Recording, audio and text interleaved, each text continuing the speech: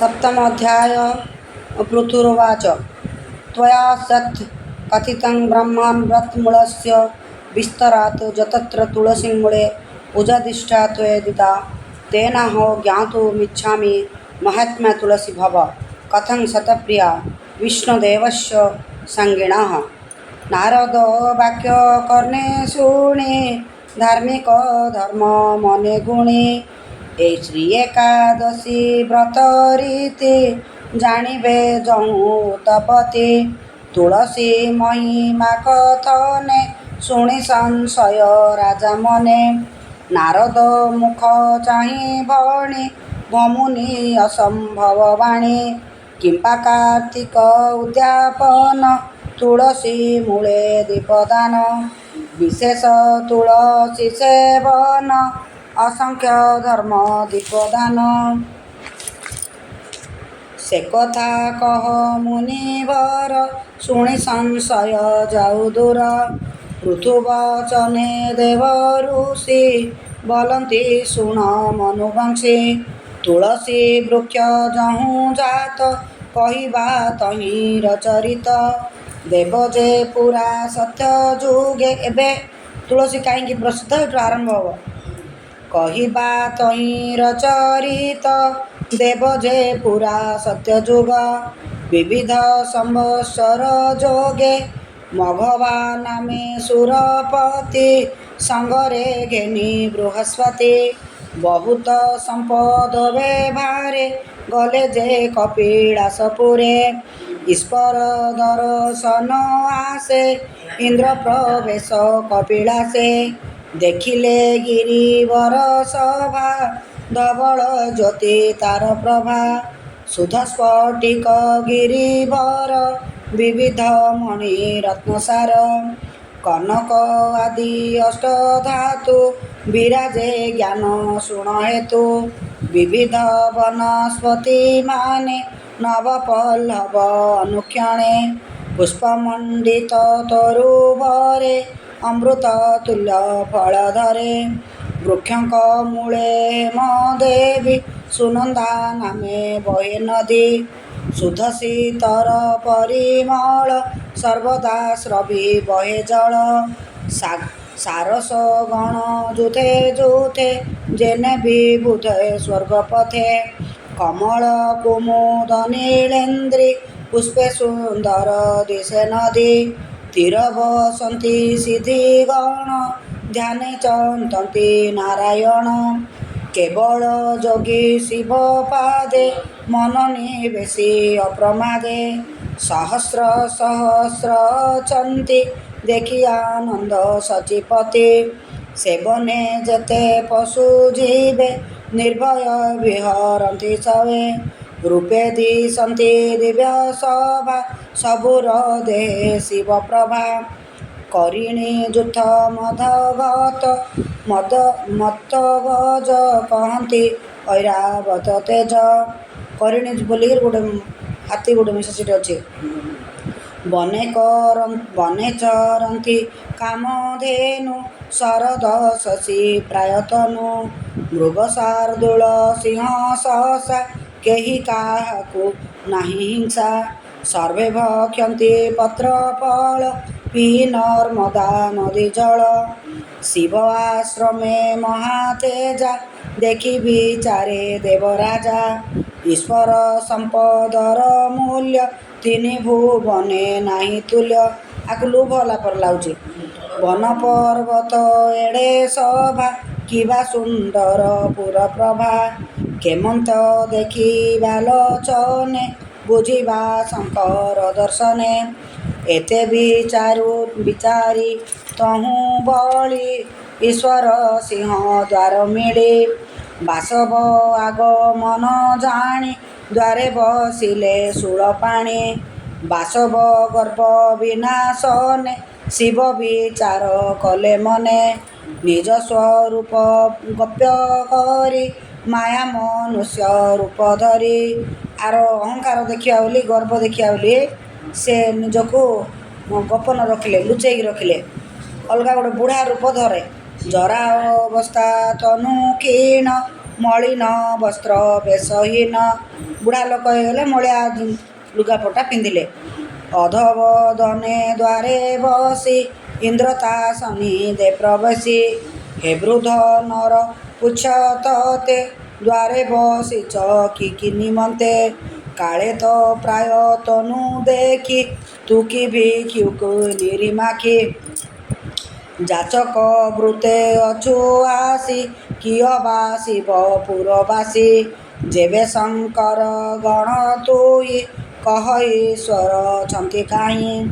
ଆମ୍ଭେ ଅମର ପୁର ରାଜା ଦେଖିବୁ ଶଙ୍କର ଗିରିଜା। କେମନ୍ତ ସଭା ଶିବ ପୁର ଈଶ୍ୱର ସମ୍ପଦ ବେବାର। ବୋଲ ତାର ସ୍ୱର୍ଗର ଏତେ ଅଛି ଆଙ୍କର କ'ଣ ଅଛି ବୋଲି ଦେଖିବାକୁ ସେ ଆଇଛି। ଦେଖି ତା କରି ଅଛୁ ସାଧ ଯାହା ପଚାରୁ କହ ବୃଦ୍ଧ। ବାସବ ଏକାନ୍ତ ବଚନେ ଶିବ କହନ୍ତି ମନେ ମନେ। ଇନ୍ଦ୍ରକୁ ନ ଦେଇ ଉତ୍ତର ପୁଣି ପୁଛଇ ସୁନାସିର। କିତୁ ବଧିର ଜଡ଼ ଜନ ପୁଛଇ ନ କହୁ ବଚନ।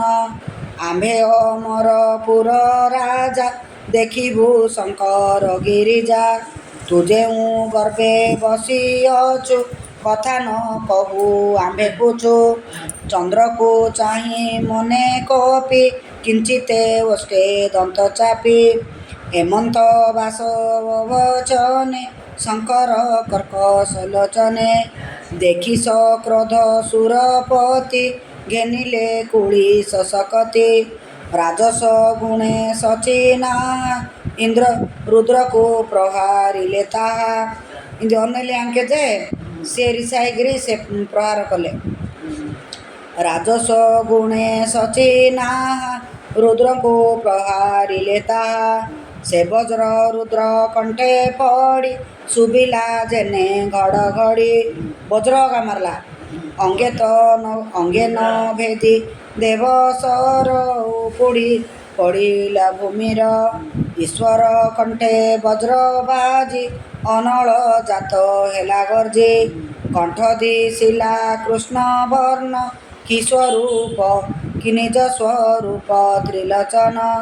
ବାସବ ଆଗେ ହେଲେ ଭୁବା ବିରାଜେ ଅଙ୍ଗ ଜ୍ୟୋତି ପ୍ରଭା।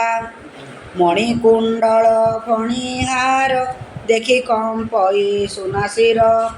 ଅନଳ ତେଜ ଭୟ ପାଇ ଲୁଚିଲା ଗୁରୁ ପଛେ ଯାଇ। ଇନ୍ଦ୍ରରକ୍ଷଣ ବୃହସ୍ପତି ଶିବଙ୍କୁ ଚାହିଁ କଲେ ସ୍ତୁତି। ବୃହସ୍ପତି ଉବାଚ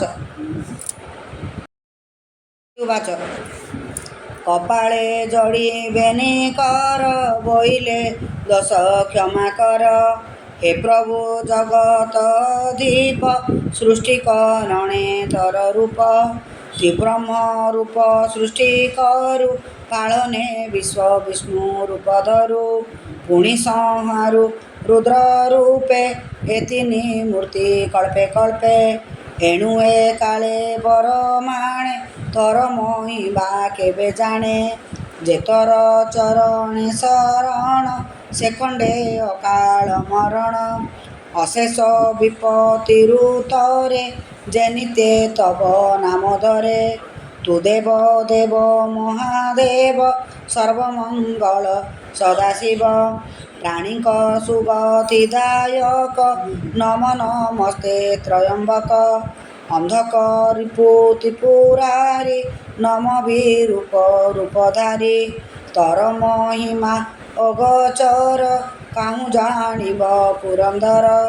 ନ ଜାଣି ଦ୍ରୋହ କଲା ତୋତେ ଏବେ କମ୍ପଇ ଭୟ ଚିତେ। ତୁ ଯେବେ ନ କରିବୁ ତ୍ରାହି ଆଉ ରକ୍ଷକ ଅଛି କାହିଁ। କରୁଣା କର ତୋ ମହିମା ଇନ୍ଦ୍ର ଅପରାଧ କର କ୍ଷମା। ସେବକ ହେଲେ ଅପରାଧୀ ତ୍ରୁପଭୁ କରୁଣା ବାରିଧି। ଆମ୍ଭେ ସକଳ ସୁରଗଣ ତୋର ସେବକ ନିଶ୍ଚେ ଜାଣ।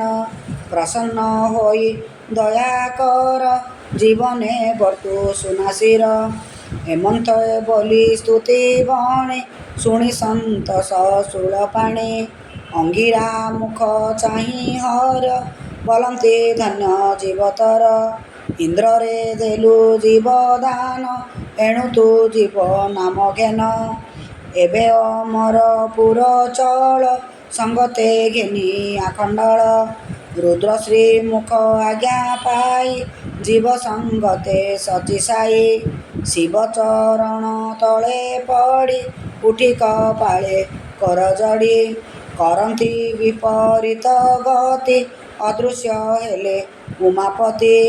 ଇନ୍ଦ୍ର ମନରେ ଚିନ୍ତା କରି ଗଲେ ଯେ ବାଚସ୍ପତିପୁରୀ। ଏଥି ଅନ୍ତରେ ଶୁଣ ନୃପ ଈଶ୍ୱର ଦେଉ ଯେଉଁ ତାପ।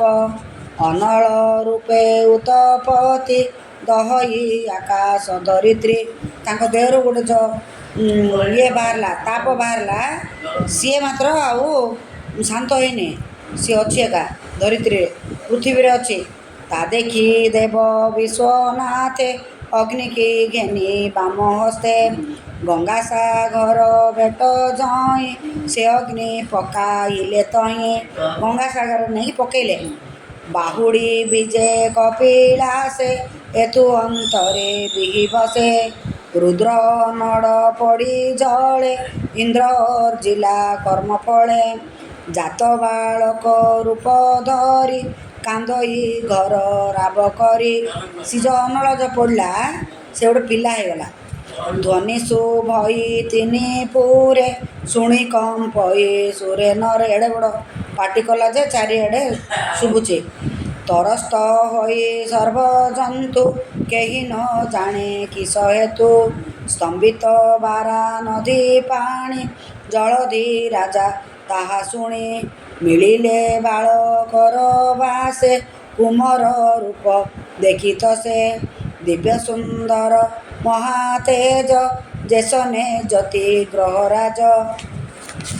ଈଶ୍ୱର ମଧ୍ୟ ପକେଇ ଦେଇକିରି ପଳେଇଲେ, ତାଙ୍କେ ଆଉ ଜାଣିନାହାନ୍ତି ଏମିତି ହେଇଛି ବୋଲିକି।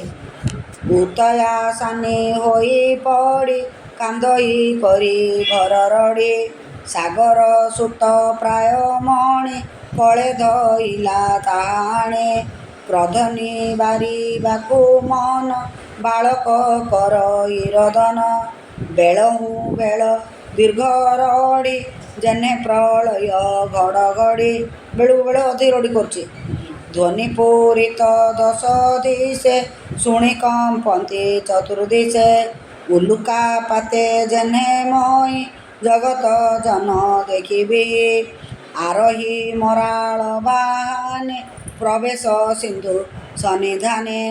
ବ୍ରହ୍ମାକୁ ଦେଖି ଜଳେଶ୍ୱର ଚରଣେ କଲା ନମସ୍କାର। ପୁତ୍ରକୁ ବ୍ରହ୍ମା କରେ ଦେଇ କହଇ ଭକ୍ତି ଭାବ ବହି। ଭପ୍ରଭୁ ଏ ମୋର ନନ୍ଦନ ଜନ୍ମ ହିଁ କରଇ ରୋଦନ। ତାର ସମୁଦ୍ର କୂଳରେ ଜନ୍ମ ହେଇଛି ତ ବୋଲିକି ସେ ଯେଉଁ ଗଙ୍ଗାସାଗର ସେ ତାଙ୍କୁ ପୁତ୍ର ବୋଲି କହିଲା।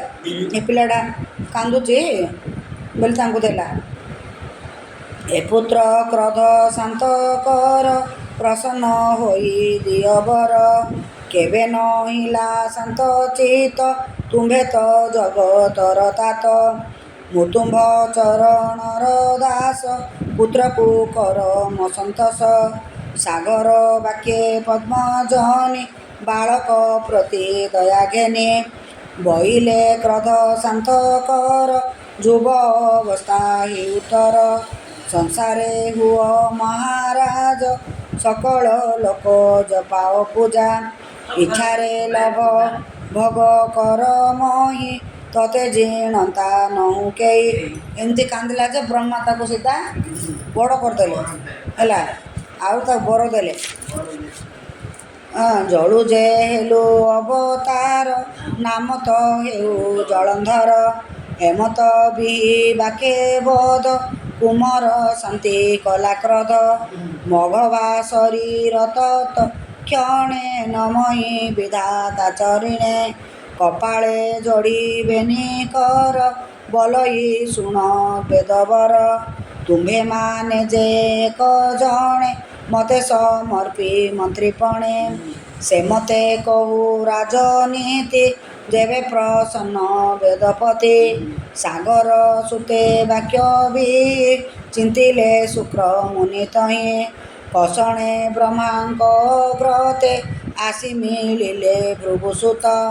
ତାଙ୍କର ଶୁକ୍ର ମୁନିଙ୍କୁ ଡାକିଲେ, ଚରଣେ କଲେ ନମସ୍କାର କଲ୍ୟାଣ କରି ବେଦବର ବଲନ୍ତି ଶୁଣ ଶୁକ୍ରପତି ତୁଜେ ସକଳ ଗୁଣେ ଖ୍ୟାତି ସିନ୍ଧୁସୂତ ତୁ ଜଳନ୍ଧର ମର୍ତ୍ତ୍ୟମଣ୍ଡଳେ ରାଜା କର ମନ୍ତ୍ରୀ ତୁ ଥିବୁ ଏହା ତୁଲେ ଏମନ୍ତ କହି ବିହି ଗଲେ ବ୍ରହ୍ମଲୋକର ପରିବେଶ ନମହି ମହାଦେବ ଦାସ ଏଣୁ ବ୍ରହ୍ମା ଉତ୍ପତ୍ତି ଯହୁଁ ତାର ଚରଣେ ଚିତ ରହୁ। इति श्री पद्मपुराण उत्तराखंडे कार्तिक महात्म्य जलंधर उत्पत्ति कथने ब्रह्मा वरदाने नाम सप्तम अध्याय।